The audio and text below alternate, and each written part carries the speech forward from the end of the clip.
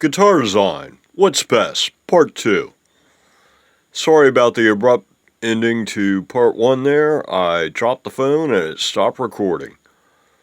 So anyway, as I was saying, not a whole lot of advancements, and it's the evolution from the classical guitar, to the modern day Spanish guitar, I guess you would say, if you look at that one there. That's a Steinberger Freedom clone. And that's the reason why guitars don't look like this.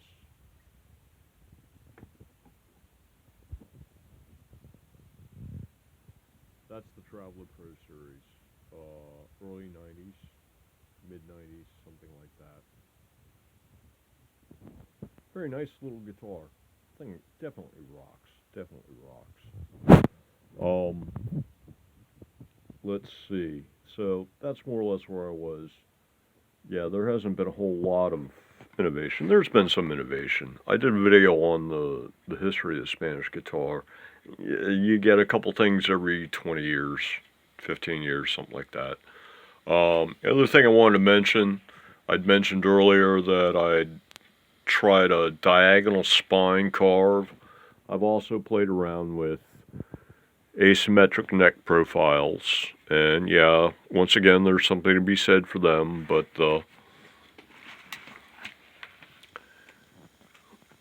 this V profile, God, Daryl Braun Guitars is right, it is so hard to capture a neck profile on camera. Let me flip it into the light. Oh, come here, guitar. Alright, so yeah, it's basically, it's straight from the bottom edge of the fretboard all the way to this like about 10 millimeter wide strip along the spine, and then just straight all the way to the other end of the fretboard, which technically would make this a truncated trapezoid cross section, rounded truncated trapezoid. So yeah, there it is. Let's see. Yeah, so I've played around with different neck profiles, asymmetrics, diagonals, and this really seems to be the e-ticket ride here is the asymmetric trapezoid.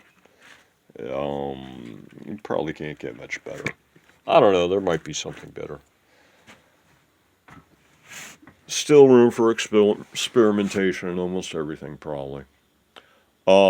There's only a couple other things that I wanted to mention. Let me see here. Oh yeah.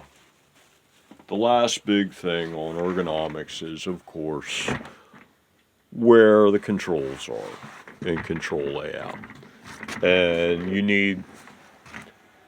you want your controls to be someplace where they're easy to get at. You know, you're playing here, there's your whammy bar right there, there's your kill switch right there, you're back here out of the way, you can cut the guitar off, your jack is here, it's out of the way, it's not going to get in the way of playing. On a tail tuner with conventional tuners, like I said before, you got to watch which side your tail tuners are on and where they're oriented. You don't want to brush against them with your arm. You don't want them to you don't want to bump them with your leg when you're sitting down.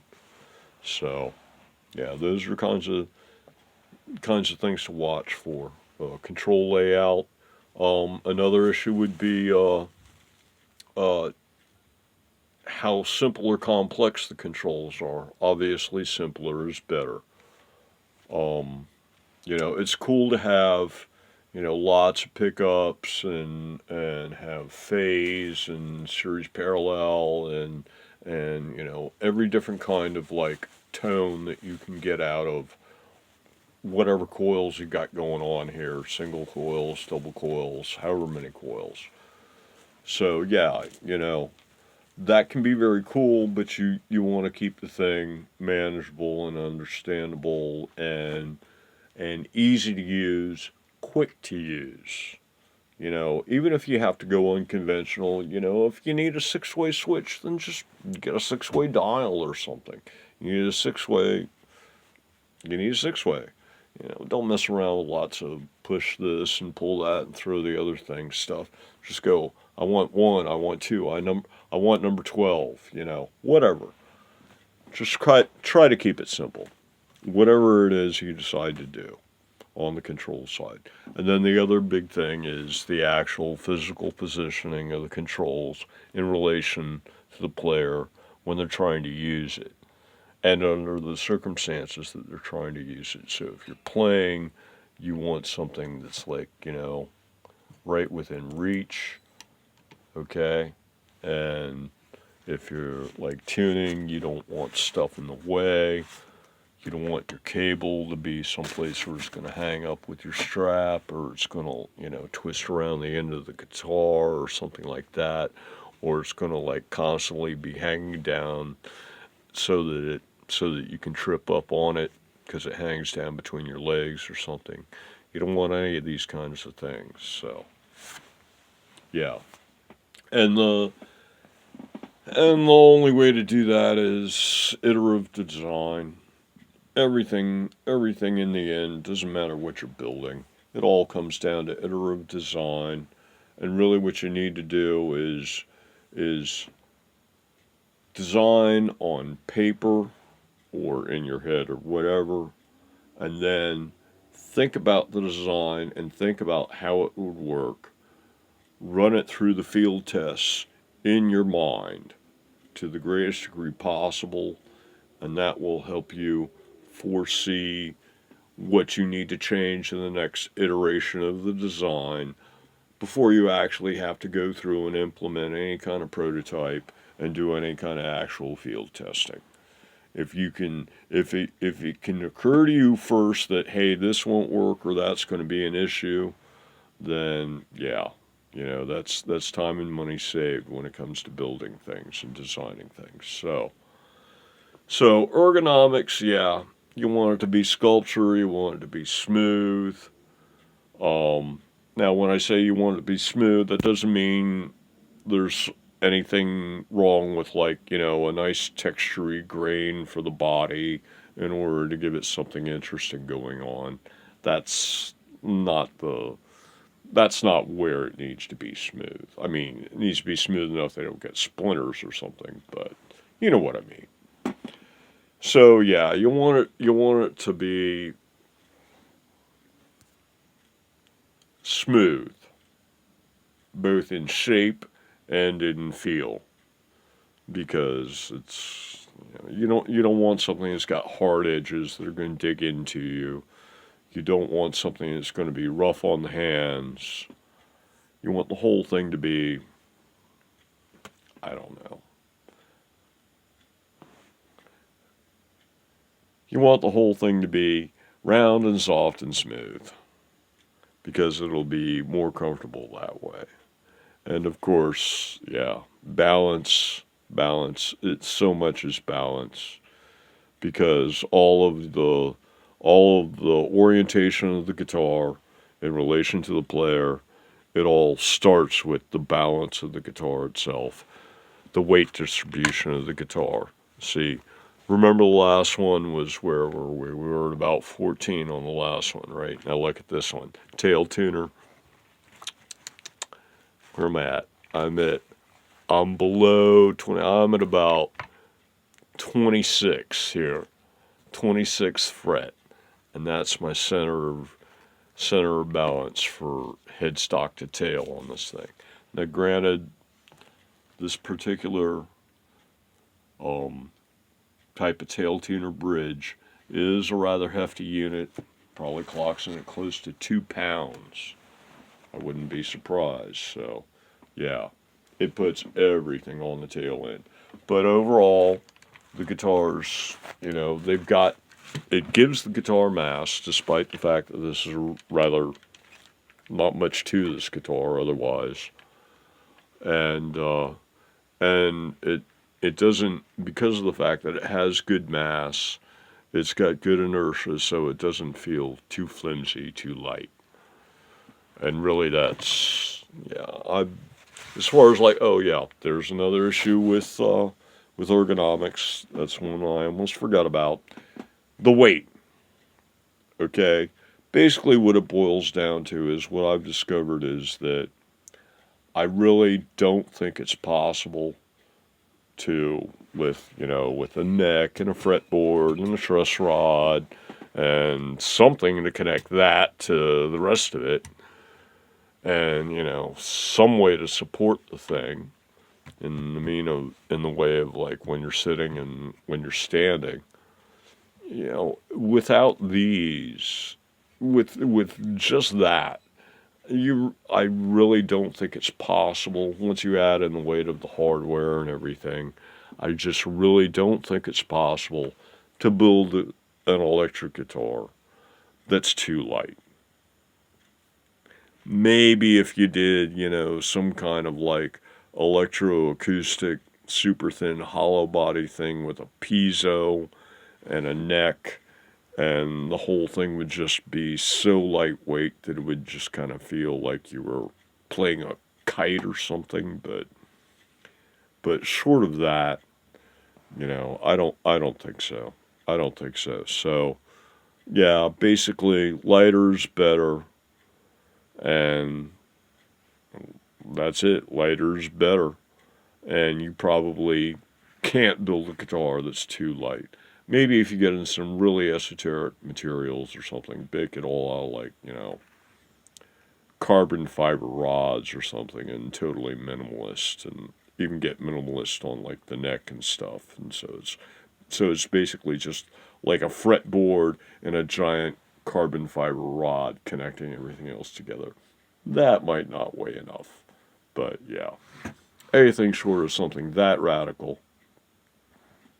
Oh, and speaking of radical, going back to the why stuff hasn't evolved and why they don't look more. I should stop doing that. That doesn't really work on YouTube, does it? Okay, so why they don't look more modern. Two more good examples if you want to get into high-end esoteric guitars of a more form follows function than a traditional kind of a guitar shape and design would be take a look at the Teufel Birdfish or the Gittler guitars. You can punch them up. Teufels go for like about 15 G's. Gittlers are about 10. Gittlers are made out of solid titanium, and it's more or less like I described, that carbon fiber and frets, but yeah, it's just a titanium bar and titanium frets, and check them out. They're cool. I wish I had the money. So, yeah, I think that's going to be about it for ergonomics. You know, there's the physics are what they are, and, the guidelines that I gave for what affects what. It's basically all there is to it. There's not a whole lot you can do. There are tricks like adding weight to the back end of a guitar in order to make up for a heavy headstock, things like that.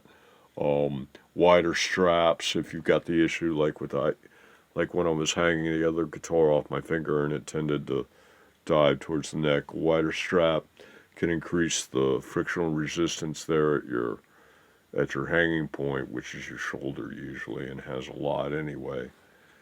But yeah, a wider strap can help with that too. Wider strap, obviously, for a heavier guitar is going to distribute the weight better and reduce fatigue. Um, let's see, anything else ergonomic? I can't think of anything offhand. So, yeah.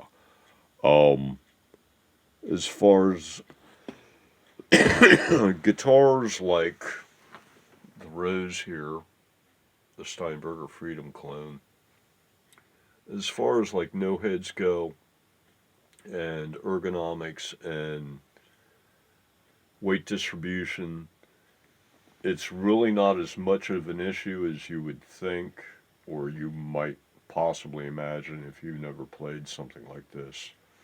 You, granted, you know, there's really no weight on the headstock on something like this at all, but within 10 minutes, you forget all about it, and it's just another guitar. So, like I said, wake up and smell the coffee. Welcome to the wonderful world of it is what it is, man. So, yeah. You can't fight physics, you can't fight entropy, and you can't fight ergonomics. Okay, so that's it for this video. Um, yeah, I think this is going to close out the What's Best series. I can't think of anything else that's come up recently as what's best as far as my overall choices on what's best. I'm still a no head would be best with the truncated trapezoid neck profile, some kind of a triangular type heel, a minimalist body, a bar for the strap, some kind of a bar that goes across both legs, the offset stand and the shifting of the guitar to the left in order to try to place this part at the center of the body of the player for, at least if you're going to be doing more of a shredder type, modern type guitar, that seems to be very, very nice, is to move everything to the left a little bit. If this guitar wasn't set up that way, that's basically what these stands do. Then all you would do is the bar would simply come off here like on some of the other V designs, and that basically puts your leg about here, which puts all this stuff way back over here where it is on a normal guitar. When you're this way, with this bar elevated up this way and going across both legs, this actually, your right leg is going to be here, so instead of like, you know, the leg cutout being there and this being like the middle pickup area, yeah, this definitely moves things over to the left a bit. But, you know, maybe that far, shall we say. So yeah, this one only shifts it like maybe,